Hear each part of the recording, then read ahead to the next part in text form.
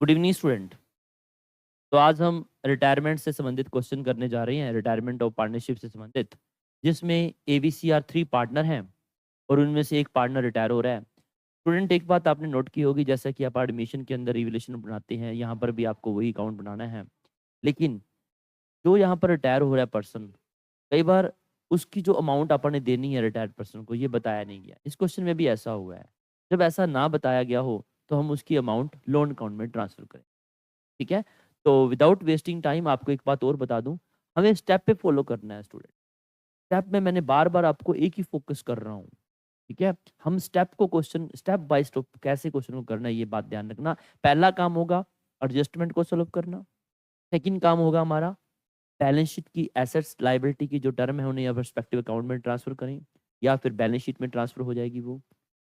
Third step होगा pack up का। Pack up कैसे होगा? स्टेप बाय स्टेप, पहले रिवोल्यूशन का पैकअप होगा, फिर कैपिटल अकाउंट का पैकअप, फिर आप बैलेंस शीट का। ये आप 3 स्टेप को ध्यान में रखना, हमें क्वेश्चन को करना कैसे, फिर आपको कोई प्रॉब्लम नहीं आनी। एक बात और नोट कर लीजिए स्टूडेंट, रिटायरिंग पार्टनर को जब गुडविल देते हो, जब भी वो गुडविल का वैल्यूएशन करते हो, उसकी आप एंट्री पास करो, चाहे क्वेश्चन में कहा गया हो चाहे ना क्या हो। और उस क्वेश्चन में ये भी ध्यान देना, जब आप रिटायरिंग पार्टनर को गुडविल देते हो, रिमेनिंग पार्टनर गुडविल देते हैं, गेनिंग रेशियो में गुडविल देते हैं, वो उस एंट्री से पहले बैलेंस शीट में चेक जरूर कर लें कि गुडविल तो नहीं पड़ी। ठीक है, ये बात ध्यान रखना। तो हमारा पहला पॉइंट क्या है? गुडविल का वैल्यूएशन किया गया 2 year purchase of average profit of last 4 year. Last 4 year के एवरेज प्रॉफिट को 2 से मल्टीप्लाई करना है। तो पहले आप गुडविल को वैल्यूएशन की करिए। मैं यहाँ पर गुडविल का वैल्यूएशन कर रहा हूँ। 4 साल के प्रॉफिट जैसे 14,400, फिर कितना सेकंड ईयर का 20,000। थर्ड में आपको लॉस दे रखा स्टूडेंट, ये ध्यान रखना। लॉस का मतलब हो गया माइनस। ये चीज आप ध्यान नहीं, स्टूडेंट जब वहां से लॉस पढ़ लिया और यहाँ पर ऐड कर बैठती हैं और बाद में पता चलता है मिस्टेक होगी। ठीक है। और 15,600 आपका लास्ट का प्रॉफिट है। तो ये टोटल प्रॉफिट आपको जो मिलेगा वो 40,000 आपका टोटल प्रॉफिट हुआ। It's not a average. Average कैसे करोगे? नंबर ऑफ ईयर से डिवाइड कर दीजिए, जैसे आप 4 से मल्टीप्लाई कर दिए और ये हमारा 10,000 आपकी एवरेज आ गई। It's not a goodwill, it's a average profit. और एवरेज प्रॉफिट को क्या बोला? 2 ईयर से परचेज करने के लिए कहा है। तो आप क्या करोगे? गुडविल 10,000 को 2 से मल्टीप्लाई कर दिया, 20,000 फर्म की गुडविल आ गई। 20,000 फर्म की गुडविल आ गई। और उसमें सी रिटायर हो रहा है ना, तो सी का कितना हिस्सा बन जाएगा? 20,000 का 2/10, क्योंकि 5:3 का रेशियो है। 2/10 करोगे तो कितना आ गया? 4,000 गुडविल आ गई। स्टूडेंट, ये 4,000 सी के अकाउंट में क्रेडिट करेंगे और एवी को डेबिट करोगे। मैं इसके लिए स्पेस छोड़ दिया मैंने। लेकिन क्यों क्यों स्पेस छोड़ रहा हूं? क्योंकि यहाँ पर गुडविल दे रखी है, पहले इसे राइट ऑफ करोगे। ये मैंने एक स्पेस छोड़ दिया उस राइट ऑफ करने के लिए। यहाँ पर लिखा, क्या करूंगा? A account debit, B account debit to C's capital. Student, ये नोट करना, मुझे ए और बी को डेबिट क्यों करना है इनके गेनिंग रेशियो में। अब मुझे गेनिंग रेशियो तो दिखाया नहीं, बताया नहीं गया था। अगर बताया नहीं गया तो कैसे होगा? इनका रेशियो तो 5:3 का था, नया रेशियो दिया नहीं हुआ। तो क्या मानेंगे? जो पुराना है उसी रेशियो में उन्होंने क्या किया? गेन किया है। तो एवी को आपने क्या कर दिया? डेबिट कर देंगे। सी को कितना पैसा देना था? 4,000 रुपया। ये 5:3 का इनका गेनिंग रेशियो हो जाएगा। तो ये आ जाएगा 2,500 और 1,500। ये हमने एंट्री पास कर दी। स्टूडेंट, ये नोट करना, मुझे एंट्री पास की है मैंने अभी तक, इसकी कहीं पोस्टिंग नहीं की। आप इतने से संतुष्ट नहीं होना, इसकी डबल पोस्टिंग आपको करनी पड़ेगी। जब तक आपने पोस्टिंग नहीं की तो आपका क्वेश्चन अधूरा है। तो ए भी क्या हुआ? डेबिट हुआ है। मैंने ए को डेबिट कर दिया, मैंने बी को डेबिट कर दिया, लिखा टू सीज कैपिटल। क्योंकि ए को बी को डेबिट किया है, क्रेडिट किसको किया था? सी को। तो ए और बी को डेबिट कर दिया, हो गया, एक पोस्टिंग होगी। डबल पोस्टिंग में कैसे करेंगे? मुझे सी को क्रेडिट करना है, टोटल 4,000 से करना है, 2,501 1,501। कैसे करेंगे? By A's capital, by B's capital. Student, ये लिखने में बड़ी प्रॉब्लम आती है स्टूडेंट को। मेरे पास जब बच्चे आते तो लिखे सोचते क्या लिखे यहाँ पर। प्रॉब्लम उनको यही आती है, लिखूं क्या? पेन रुक जाता है वहीं पर, स्टॉप हो जाता है। क्या करना है?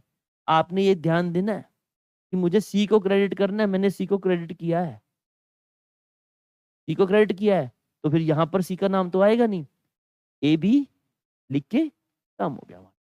और इधर क्या किया था हमने, एबी को डेबिट करना था, मैंने एबी को डेबिट कर दिया तो टू सी कैपिटल। अब हमारे ये काम कंप्लीट हो गया। इसकी जैसे मैंने एंट्री पास की, मुझे बैलेंस शीट में मैंने चेक किया गुडविल पड़ी थी, मैंने स्पेस छोड़ रखा था उसका। तो ये भी आपको साथ के साथ काम कर देना। हालांकि एडजस्टमेंट सोल्व करनी है, नो डाउट, नहीं भी करोगे तो प्रॉब्लम नहीं है, क्योंकि स्पेस छोड़ के बाद में कर लेना, कोई प्रॉब्लम नहीं है, आप एडजस्टमेंट को सोल्व करते रहिए। बाकी 5% प्रोविजन है, 5% प्रोविजन है। लेटर कितने पड़े हमारे, 8,000 के। 8,000 का 5% कितना हो जाएगा, 400 रुपया हो गया। रिवोल्यूशन डेबिट हो जाएगा to provision for doubtful debts 400। Student एक स्टेप उठा लिया, सेकंड स्टेप उठाओ, नहीं तो बात नहीं बनेगी। साथ के साथ डेटर लिखिए। डेटर कितने हमारे 8,000 के हैं, और लेस क्या हो गया, प्रोविजन हो गया 400 रुपया। ये आपने लेस कर दिया तो कितना हो गया, 700 रुपया हो गया स्टूडेंट। ये आपको करना है। इसके बाद सेकंड क्या बोला, स्टॉक को अप्रिशिएट करना है 10% से। इनकम होगी आपको, क्या लिखेंगे, बाय स्टॉक। कितना स्टॉक है, स्टॉक देखिए 40,000 का था, 10% कितना हो गया, 4,000 हो गया। साथ के साथ स्टॉक लिखे स्टूडेंट, साथ के साथ कितना हो जाएगा, 44,000 का हो गया। 40 पहला था, 4,000 का आपने बढ़ा दिया। डबल पोस्टिंग होगी, बात खत्म, हमें टेंशन नहीं है। उसके बाद patents are valueless, means patent खत्म हो गए तो रिवैल्यूएशन क्या हो जाएगा, डेबिट हो जाएगा। पेटेंट्स कितने थे, 4,000 की दे रखी है, देखो ध्यान से। अब मैं जैसे एक स्टेप किया, मैं भाग के बैलेंस शीट में लिखने गया, क्योंकि मैंने आपको बताया डबल एंट्री करनी है। कैसे लिखना गया, 4 का था, 4 का 4 लेस हो जाएगा तो 0 आ जाएगी, लिखने की जरूरत ही नहीं रही, वापस आ गए। उसके बाद बिल्डिंग क्या बोला, 20% एप्रिशिएट करना, बढ़ना है। बिल्डिंग कितने की थी, 60,000 की थी, 60,000 का 12%, 20% कितना हो जाएगा, 12,000 हो जाएगा। इनकम होगी भाई 12,000 रुपये इनकम होगी। ये मैंने बिल्डिंग लिख दिया, हो गया। ओहो मैंने तो सही कर लिया, 12,000 लिख दिया। एक स्टेप से बात नहीं बनेगी, सेकंड स्टेप भी जाए, साथ के साथ ही सेकंड स्टेप में जाए, नहीं तो बात अधूरी रह जाएगी। अब ये भी काम कंप्लीट हो गया। इसके बाद जाए नेक्स्ट क्या बोला, हाँ जी, सन्ड्री क्रेडिटर क्या लिखा, pay to be paid more than 2,000, ज्यादा पेमेंट करनी पड़ी। क्रेडिटर कितने दे रखे, ध्यान से देखिए 10,000 है, 10,000 पे 2 और ऐड करने हैं, टोटल कितने हो जाएंगे, 12 हो जाएंगे। 12 बैलेंस शीट में लिखोगे। खर्चा तो अब कितना हुआ है, 2,000 ही है ना, 12 नहीं लिखना खर्चा। कितना खर्चा हुआ, टू क्रेडिटर कितने लिखेंगे, जो आपकी एनहांसमेंट हुई है कितने देने हैं, 2,000 रुपया, और बढ़कर कितने हो गए, 12 हो गए। ऐसे ही करते हैं ना हम। जो लॉस हुआ, लॉस इनकम आप रिवैल्यूएशन में डाल रहे हैं, जो एग्जैक्ट बनने वाली पोजीशन है वो पर balance sheet exact position show करती है, बैलेंस शीट पोजीशन को। उसके बाद क्या करें नेक्स्ट, अब देखो, सेकंड हो गया, थर्ड हो गया, पेटेंट्स हो गया, बिल्डिंग हो गया, सिंडिकेट हो गया, गुडविल होगी, बात खत्म। एडजस्टमेंट का पहला काम खत्म। सेकंड स्टेप पे जाएं, बैलेंस शीट की एसेट्स और लायबिलिटी को चेक कीजिए। कैश क्या लिख दिया जाए, क्योंकि क्वेश्चन में कहीं भी नहीं लिखा गया किसी को पैसे देने हैं, चुपचाप आप कैश लिख सकते हो। ऐसा नहीं किया गया उसका पैसा आप लोन में डालेंगे, ये कैश आप यहाँ पर लिख देते हैं, बात खत्म होगी भाई। अब इसके बाद सिंडिकेटर हो गया, स्टॉक हो गया, फर्नीचर, हो फर्नीचर नहीं लिखा, लो फर्नीचर भी लिख देते हैं भाई। ये लो, कितना फर्नीचर है, 13,000 का तो हो गया। हाँ जी, पेटेंट्स हो गया, बिल्डिंग हो गया, गुडविल नहीं की अभी तक मैंने, क्योंकि मैंने स्टोर दिया था आपको, मैंने स्पेस छोड़ दी थी स्टूडेंट। अब गुडविल जो पड़ी है तभी स्पेस छोड़ी गई है। आप बुक में देखते हो लिखा गया है कि गुडविल राइट ऑफ करनी पड़ेगी, इसलिए मैंने पहले स्पेस छोड़ दी ताकि आपको प्रॉब्लम ना आए। तो क्या करें, गुडविल राइट ऑफ कैसे करोगे, गुडविल आपको पता है एसेट का हमेशा डेबिट बैलेंस होता है, डेबिट बैलेंस था तभी तो बैलेंस शीट की एसेट साइड में पड़ा था। अब क्या करेंगे हम, उसे क्रेडिट करेंगे, गुडविल को क्या करेंगे हम, क्रेडिट कर देंगे। तो डेबिट क्या होगा, जो पार्टनर है एबीसी, डेबिट किस रेशियो में, 5:3:2 का रेशियो है। कितनी गुडविल है ये, 6,000 है, लो मैंने 6,000 कर दिया। 5 में कितना हो गया, 3,000, 1,800 और 1,200 हो गया। बड़ा सिंपल सा, देखो 5:3 का रेशियो है, 5:3:2 का रेशियो हो गया। इसके बाद क्या करें नेक्स्ट, हाँ जी, हाँ जी, नेक्स्ट टाइम क्या हो जाएगा आपके पास, हाँ जी देखिए, तो ये इसकी पोस्टिंग कीजिए। अभी तो आपने एंट्री पास की है, पोस्टिंग करो साथ के साथ।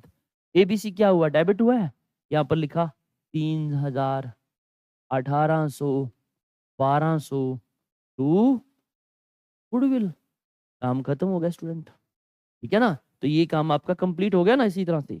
इसके बाद आप क्या करें नेक्स्ट, हमारे पास हमने पोस्टिंग कर दी इसकी। अब क्या करें, एसेट्स कवर होगी, लायबिलिटी में जाए, क्रेडिटर का हो गया।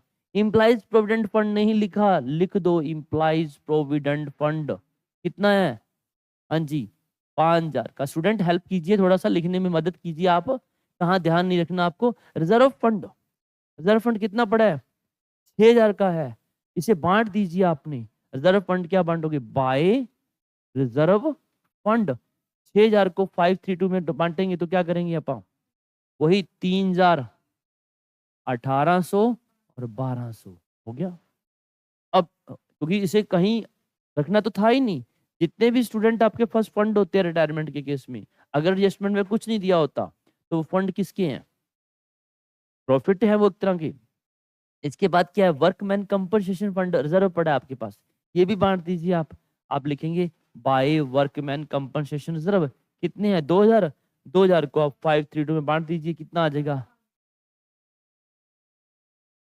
हो गया। अब आप देखें, बैलेंस शीट में सिर्फ कैपिटल रहेगी, वो भी आप लिख दीजिए बाय बैलेंस। रोड डाउन कितने कितनी है भाई, 50,000, फिर 35,000 और फिर 25,000, यही है ना, बात खत्म होगी।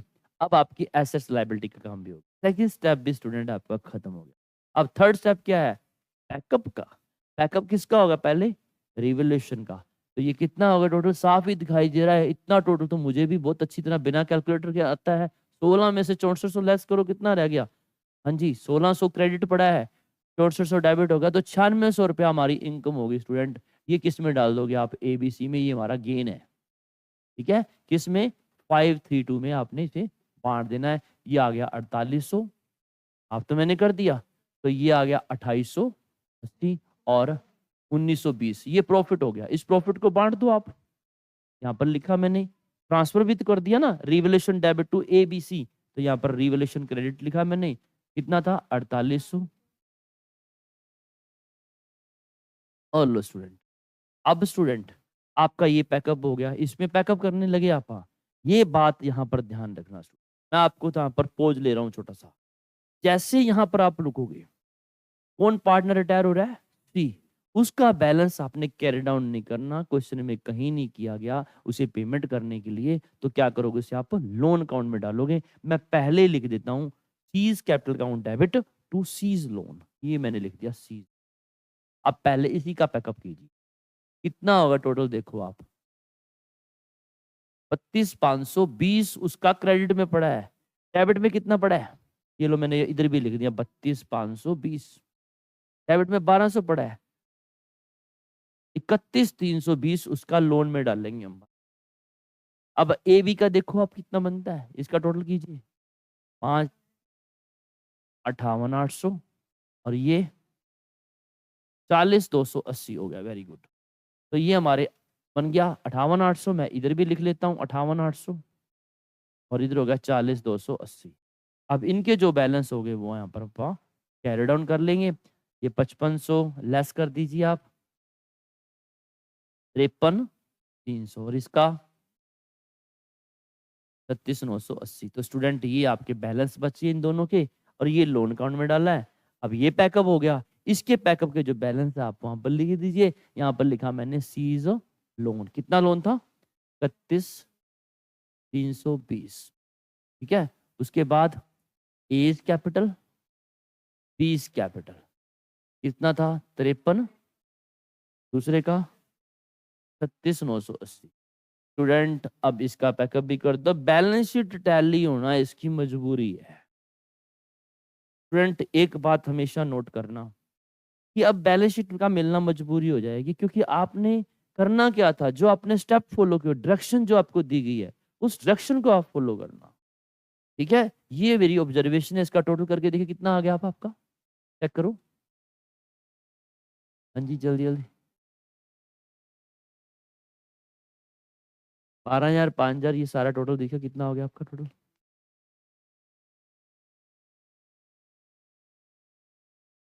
ओके वेरी गुड, इसी प्रकार आप एसेट्स का भी चेक कर लीजिए।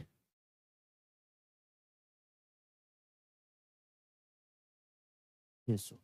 तो स्टूडेंट देखा आपने, दोनों का एसेट्स और लायबिलिटी बराबर हो गया। यही आपको दिखाना था इसके अंदर, बैलेंस शीट बनानी थी। और भी कुछ एंट्रीज आपको कही गई हो तो आप कर सकते हो, लेकिन ये 2-3 एंट्री आपको हर हालत में करनी होगी। उम्मीद करता हूँ आपको क्वेश्चन अच्छी तरह समझ आया होगा। अगर कोई प्रॉब्लम आती है तो आप मेरे से दोबारा से पूछ सकते हो। मेरा नंबर भी आप नोट कर सकते हो, 9466730231, ये मेरा नंबर है। कॉमर्स बिल्डर ऐप पे आप अपनी क्यूरीज डाल सकते हो। Thank you.